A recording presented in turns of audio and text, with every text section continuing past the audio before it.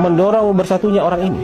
Di satu hari dia mendorong Ganjar, besok hari dia mendorong Prabowo, besok hari dia endorse Ganjar lagi, besoknya dorong Prabowo lagi. Begitu terus berulang-ulang. Dan di akhirnya Pak Jokowi di ujungnya berusaha untuk mempertemukan mereka berdua. Silakan bicara.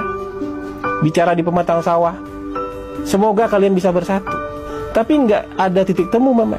Ganjar merasa sebagai orang yang mewakili partai terbesar, ya nggak mau jadi nomor 2. Padahal waktu itu dia belum diumumkan. Tapi ketika Ganjar diumumkan 21 April, yang juga Pak Presiden nggak tahu itu bakal diumumkan, pintu mulai ketutup. Sebagai calon presiden, Pak Jokowi saya yakin sangat kecewa. Projo mulai diisukan untuk mendukung Prabowo. Itu tenaga dalam itu.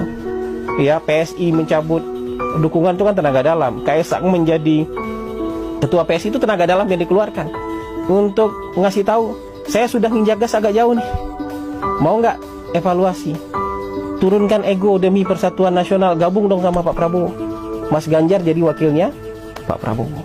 Nggak juga mendapatkan respon, ya sudah, dikeluarkan tenaga dalam yang ultimate.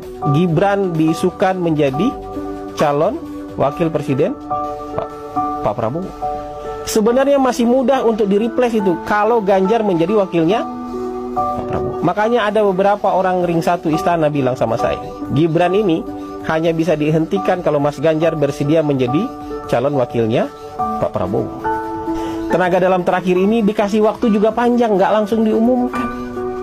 Ya kan? Ada proses di MK-nya diundur-undur terus supaya ada kesempatan untuk berpikir ulang demi bangsa.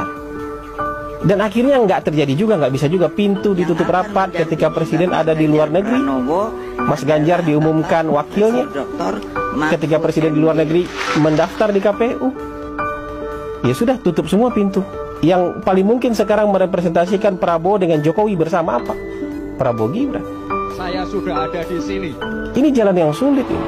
Pak Jokowi bisa menempuh jalan mudah bersama Ganjar. Nggak akan ada itu urusan MK, nggak akan dibully itu soal dinasti, nggak akan dihujat keluarganya. Pak Jokowi tidak akan dihujat oleh pendukung-pendukungnya sendiri.